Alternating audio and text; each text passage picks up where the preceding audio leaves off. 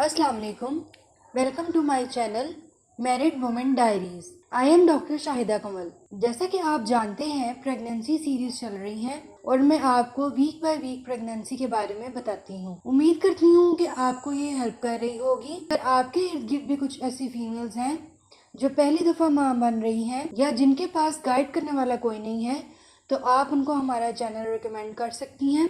इन तमाम वीडियोस का मकसद ये है कि प्रेगनेंसी में जो छोटे मोटे मसाइल आते रहते हैं उसको लेके आप परेशान ना हो और आप समझ सकें कि आपको कब डॉक्टर के पास जाना है और कब आपको सिर्फ ये प्रेगनेंसी का साइड इफ़ेक्ट समझ के परेशान नहीं होना। तो आज का टॉपिक शुरू करते हैं, 4th वीक ऑफ प्रेगनेंसी। जैसा कि आप जानते हैं, मैं आपको पहले बताती हूँ फीलिंग्स के बारे में। आपकी बेली का क्या साइज़ होगा, फीटस का क्या साइज़ होगा, फीटस में क्या क्या चेंजेस होंगी, अल्ट्रासाउंड में आप क्या क्या देख सकते हैं, आपको क्या करना चाहिए और आपको क्या खाना चाहिए। पहला पॉइंट है फीलिंग्स।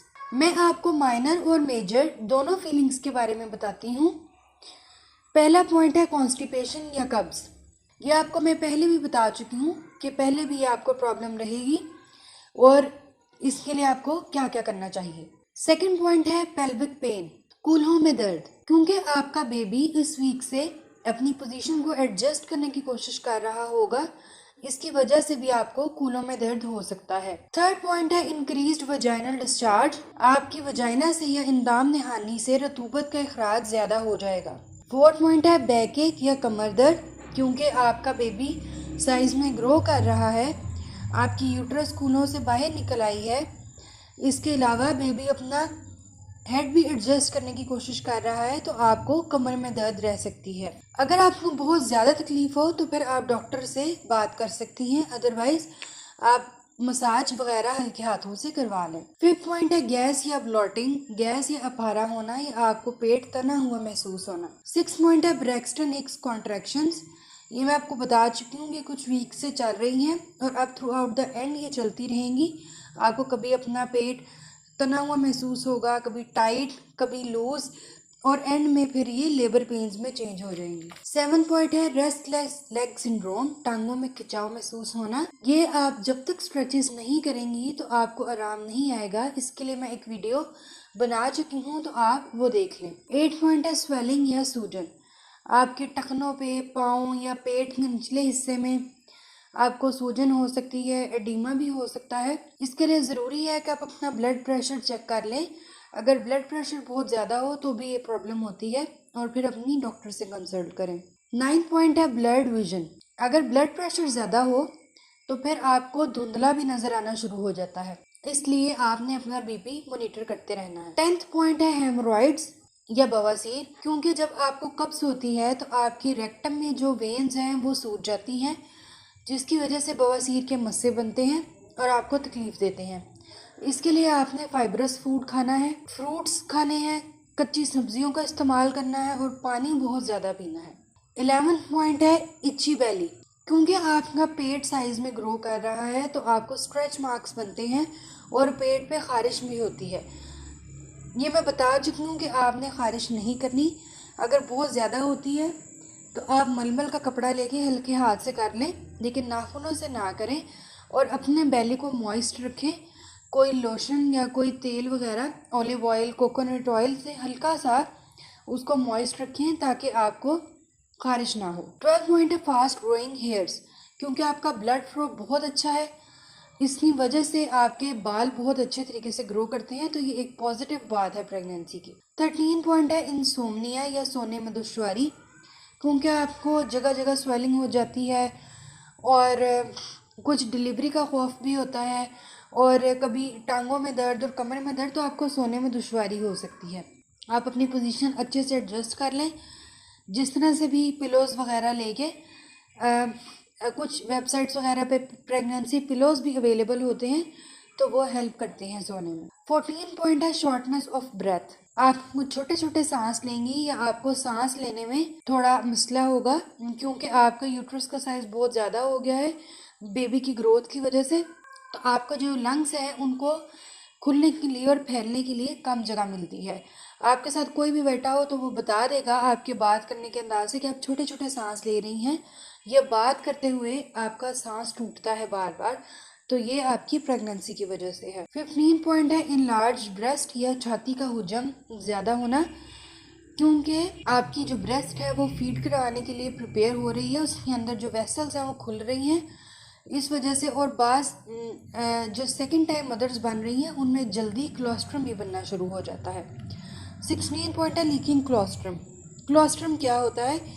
ये गदला सा पानी होता है जो ब्रेस्ट से निकलता है, जो कि बाद में दूध की शक्ल इख्तियार कर जाता है। ये आपके ब्रेस्ट से लीक होता है, और अगर आपको बहुत ज़्यादा लीक हो रहा हो तो आप कोई ब्रेस्ट पैड्स वगैरह रख सकती हैं। सेकंड पॉइंट है साइज ऑफ बेली, आपके पेट का क्या हजम होगा। तो एक एवरेज फीमेल के साइज़ का हम आपको पिक दिखाते हैं, उससे आप आइडिया लगा सकती हैं कि अगर आप स्किनी हैं तो फिर आपके पेट का क्या साइज़ होगा, अगर आप हेल्दी हैं तो फिर आपके पेट का क्या साइज़ होगा, आप इस पिक में देख सकते हैं। थर्ड पॉइंट है साइज़ ऑफ फीटस, आपके फीटस का क्या साइज़ होगा। तो आप इसके लिए थ्रू आउट क्यूरियस रहती हैं। लेंथ होती है 17.5 इंचेस और 44.5 सेंटीमीटर, और वेट होगा 5 to 5.5 पाउंड्स या 2.3 to 2.5 केजीज। और आपके जो यूट्रस का टॉप है, बच्चेदानी का ऊपर वाला हिस्सा है, वो नेवल से 5.5 इंचेस ऊंचा हो जाता है या 14 सेंटीमीटर नेवल से ऊपर हो जाता है। इस मेजरमेंट से ये पता लगता है कि बेबी सही से ग्रो कर रहा है। फोर्थ पॉइंट है चेंजेस इन फीटस। तो बच्चे में क्या क्या तब्दीलियां होंगी 34th वीक में। पहला पॉइंट है बेबी स्किन इज थिकनिंग। पहले बच्चे की जो स्किन है वो रेड रेड नज़र आती थी, उसके अंदर जो खून की नालियां और खून का जो सारा सिस्टम है वो नज़र आता था, लेकिन अब उसकी जो स्किन है वो थिक हो रही है, और वो पेल उसका ये स्किन का जो कलर होता है वो अब उसका बन रहा है, और आहिस्ता आहिस्ता ये और ज़्यादा थिक होती जाएगी। सेकंड पॉइंट है growing nails of hands and toes. बच्चे के हाथ और पाँव के नाखून बड़े होते हैं, और जब आप देखते हैं कि बच्चा पैदाइश के वक्त उसके नाखून बहुत बड़े हुए होते हैं, तो वो इसी वीक से बढ़ना शुरू हो जाते हैं। थर्ड पॉइंट है baby can see his body parts in womb. बच्चा हल्की रोशनी में अपने बॉडी पार्ट्स को देख सकता है जो कुछ फासले पे होते हैं, जैसे कि अपनी नाक, अपने बाजू और हाथ को वो देख सकता है। फोर्थ पॉइंट है baby can make a slip schedule. बच्चा जो है वो अपने सोने जागने की रूटीन बना सकता है। इस वक्त अगर आप नोटिस करें कि जिस वक्त वो मूवमेंट कर रहा है तो उस वक्त वो जाग रहा है, और जब आपको मूवमेंट ना फील हो रही हो तो फिर इसका मतलब है कि वो सो रहा है। फिफ्थ पॉइंट है आई colour depends upon colour melanin. आंख की रंगत मेलानिन की मिकदार पे मुनहसर होती है। आंख के अंदर एक पिगमेंट होता है जो कलर देता है आंख को, ये उस पर डिपेंड करता है, या फिर आपकी फैमिली में जो कलर रन करता है ये उस पर डिपेंड करता है। और इस तरह फजूल ये खा लें और वो खा लें, इससे बच्चे की आंख का कलर चेंज हो जाएगा, तो ये सब फजूल बातें हैं। सिक्स पॉइंट है baby immune system has been developed. बच्चे का दिफाई निज़ाम मजबूत हो जाता है, और वो उसको तैयार कर रहा है कि जब वो पैदाइश के बाद छोटे मोटे मसलों से किस तरह से वो अपने आप को बचाएगा, और उसका जो दिफाई निज़ाम है वो उसको मजबूत बनाएगा। 7 पॉइंट है baby can swallow 1 litre of amniotic fluid. बच्चा जिस फ्लूइड में रहता है वो एमनियोटिक फ्लूइड होता है, तो वो 1 लीटर तक उसको निकल सकता है या पी सकता है। तो ये बताता है आपको कि बच्चे के मैदे की कितनी कैपेसिटी है, वो 1 लीटर तक पानी अपने मैदे में ले जा सकता है, और फिर बाद में ये यूरिन की सूरत में निकल भी जाता है। ये सब मतलब ये है कि बच्चे के जो सब ऑर्गन्स हैं वो बहुत अच्छे तरीके से काम कर रहे होते हैं। 8 पॉइंट है बिग किक्स और रोल ओवर। बच्चा बड़ी ठोकने या करवटें आपको महसूस होंगी, क्योंकि उसकी जगह जो है वो कम हो रही है अब उसके मूवमेंट के लिए। तो फिफ्थ पॉइंट है अल्ट्रासाउंड। अल्ट्रासाउंड में आप क्या क्या देख सकते हैं? इस पिक में आप देख सकते हैं उसके फीचर्स, उसके लिम्स और उसके हाथ पाँव, उसका सब कुछ आप अल्ट्रासाउंड में देख सकते हैं। 3D अल्ट्रासाउंड में आपको कलर और फीचर्स अच्छे नज़र आ जाते हैं, और नॉर्मली जो पाकिस्तान में होता है वो आम होता है, जिसमें आपको बेबी की मूवमेंट और उसके हाथ पाँव वगैरह नज़र आ जाते हैं। 6 पॉइंट है व्हाट शुड डू। तो आपको 34th वीक में क्या क्या करना चाहिए। तो आपने जब अपनी डॉक्टर के पास जाना है, आपके जहन में ये सवाल होने चाहिए।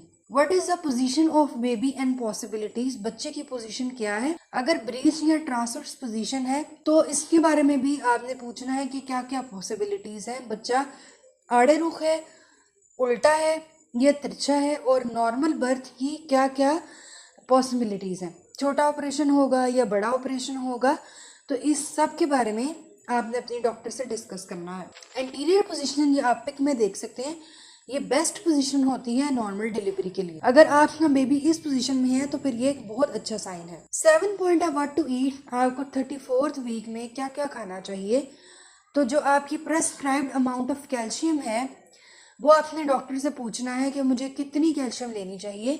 नेचुरल रिसोर्सेज से भी आप ले सकते हैं, इसके अलावा जो आपको विटामिन या सप्लीमेंट्स वगैरह दिए गए हैं आप उनसे भी ले सकते हैं। तो आज की वीडियो को यहीं एंड करते हैं। उम्मीद करती हूँ कि आपकी सारी प्रॉब्लम्स इन मेरी वीडियोस से सॉल्व हो रही होंगी और आप समझ पा रही होंगी कि आपको कब डॉक्टर को विज़िट करना है और कब आपको परेशान नहीं होना। अगर आपको मेरी वीडियोस पसंद आए तो अपने इर्द गिर्द जो फीमेल्स हैं जिनको ज़रूरत है आप उनको ज़रूर रिकमेंड करें और ख़ुद भी लाइक शेयर एंड सब्सक्राइब करें। अगर कोई क्वेश्चन करना हो तो आप कमेंट सेक्शन में कर सकती हैं और अगर कोई सजेशन देनी हो इसको बेहतर करने के लिए तो वो भी आप कमेंट सेक्शन में दे सकती हैं।